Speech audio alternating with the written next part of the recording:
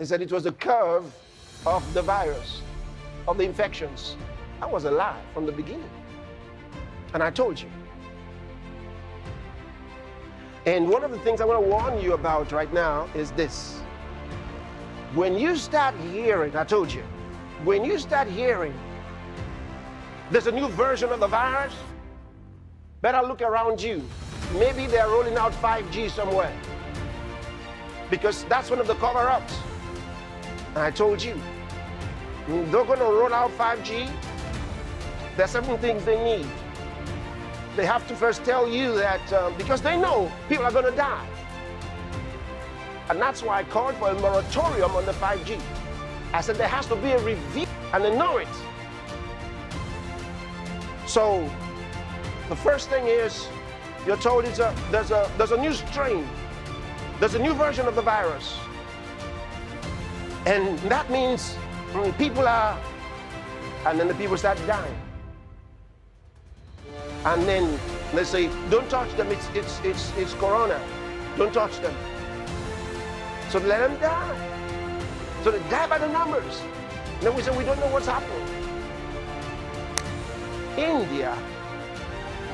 India's having problems. And how can India be calling for help for anything pharmaceutical? They're one of the biggest in the world. When it comes to that, they're one of the biggest in the world. People go from all over the world to India to get treated. So what happened? They know what happened. The government knows what happened. But I want to go into their case yet, because they have solutions. They know. But you see, sometimes they want to please their paymasters. And that's the saddest thing. Saddest thing. These are avoidable deaths. I won't say that today. In line with the increasing risk of a surge in cases, the PSC is therefore maintaining the enforcement of the COVID-19 health protection regulation. This is to mitigate the risk of a spike in new cases while the nationwide vaccine rollout continues. The national response continues to focus on achieving a balance between preserving lives and livelihoods while working towards long-term epidemic control. Further to this recommendation, and effective from 0001 hours of Tuesday, 11th May 2021, this phase 4 of the first restriction of movement shall come into effect.